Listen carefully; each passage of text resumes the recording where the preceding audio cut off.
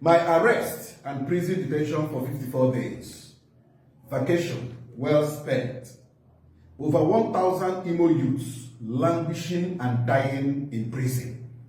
Tiger Base, IPOs responsible.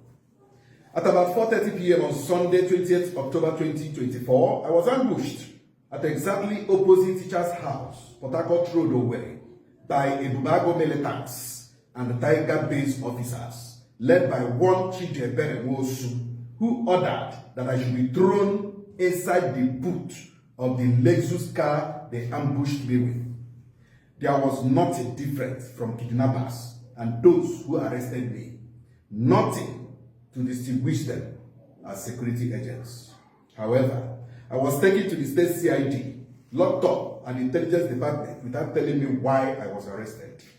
On Monday, being the 21st October 2024, at about 11:14 a.m., I was brought out by two Tiger Base operatives, namely Innocent and Philip. The one named Innocent was the IPO who presented 3 petitions to me. The first petition was the accusation of arson written by a faceless organization whose grammatical sequencing could best be described as cut and join, lacking in substance and merit, poorly constructed. The faceless writer never made any reference to the TVC news where NonsoNkwa quoted in his video broadcast. The second petition was written by one SP Davidson of the Intelligence Department of the Imo Police Command, where he accused me of inciting the public against the government by saying that the LGA chairman signed their resignation letters as a holding charge if they don't part with a certain percentage of the local government allocation. The third petition, also written by the same SP Davidson, was that I am planning to cause anarchy for organizing a protest against police extortion. I made my statements accordingly. I was told I would see the CP for an interview, but I never saw the CP till I was hurriedly bundled to the Magistrate Court 1 on Wednesday, October 23rd, where I was remanded in prison custody, even when the magistrate knew she has no jurisdiction over treason charges brought against me. I was taking notes. When I arrived at the Federal Correctional Center, there was excitement among the inmates when they saw me. I was taken to Records Department where I was documented by friendly warders and wardresses. I was later shown to my cell, F-line, where I shared the space with the General Provost of the prison and 4 others. The next day, I was taken to the clinic department of the prison where tests were conducted on me and the medical file opened for me. The friendly nature of the inmates made me settle down without difficulties.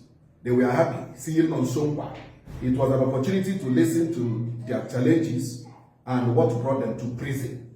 It was a lifetime opportunity to hear from those who were there during the jailbreak and what exactly happened, and those who returned after the jailbreak, and of course, their reasons for returning. Of course, there were some of them who were bundled back to prison by their people. It was worthwhile sitting and discussing with real criminals who told me they did what they were condemned for. There were those also who are innocent, yet they were sentenced and condemned.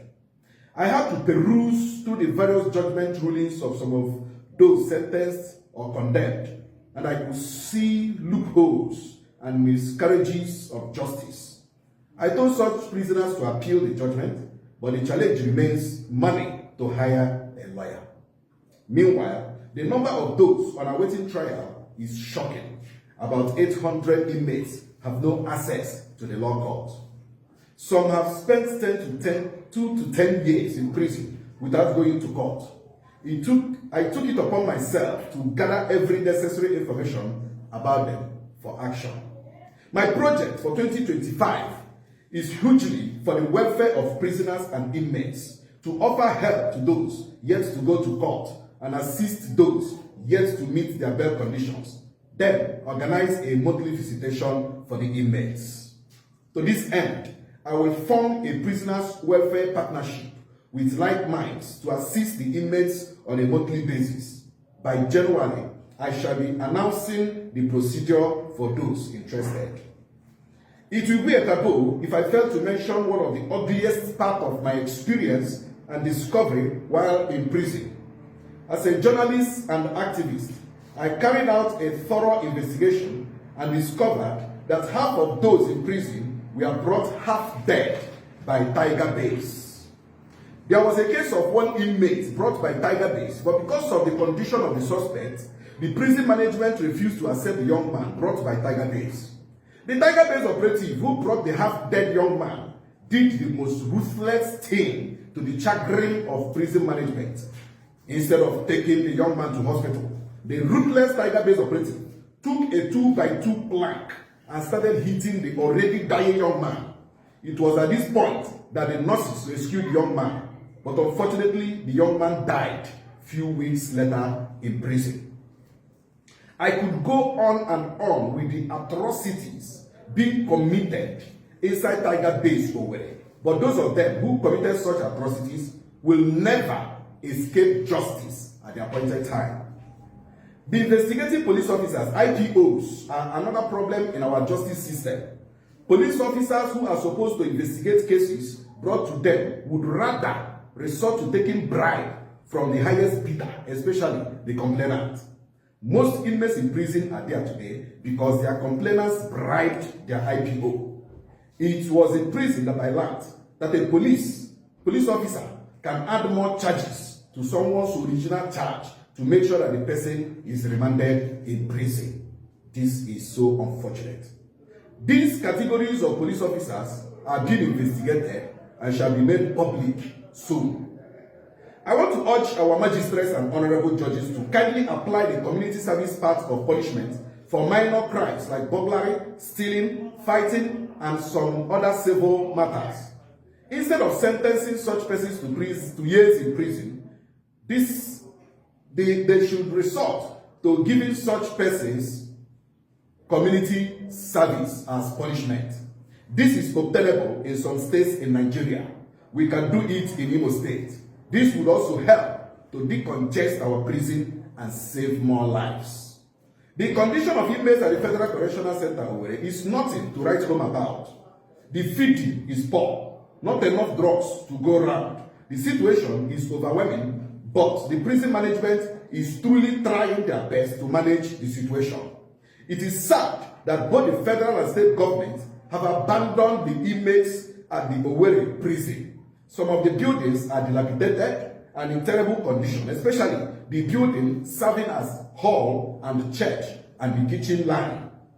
I urge the Attorney General and the Commissioner of Justice of Imo State to kindly step into the matter of those who are yet to access justice by facilitating their going to court, especially those brought to prison from Okigwe and all axes of the state.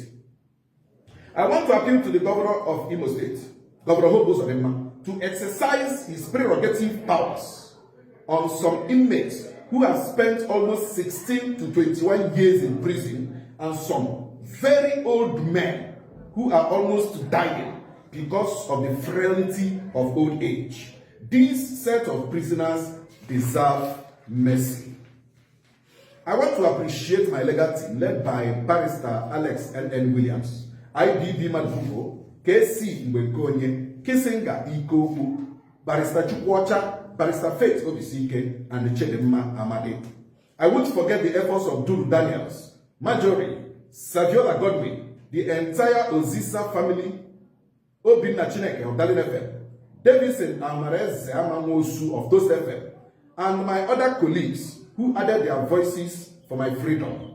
The National Human Rights Commission, International Human Rights Commission, RULAC, Amnesty International, National Youth Alliance, United Nations Human Rights Watch, Protect the Weak International Foundation. I can't mention all of you here, especially those who visited me while in prison, brought food, cash to assist me. I don't take you for granted. May God bless you all. Finally, I appreciate the entire management of the Federal Correctional Center Owerri, the former DCP, Ekesi Eke, now CP Eke, the new DCP, a young visionary administrator, Auntie Sandra, Joy, Cordelia, Mommy B, Oga Carlo, Polo, Ogimo, Oga Chus, Auntie Choma, and all the beautiful nurses at the Federal Correctional Center Owerri who took care of my health. I say thank you. All warders and wardresses, including our gallant armed forces, I can't thank you guys enough for treating me like your blood. God bless you. To the General Provost of the prison and all other provosts, General Pastor, and the prison police, I appreciate you guys a lot for the physical protection you guys provided me throughout my stay with you. God will see you guys through. Amen. Before I conclude, the use of faceless organizations and individuals to write baseless petitions against opposition and critics of the Imo State government is a childish political tactics that must backfire and bring shame to Imo State.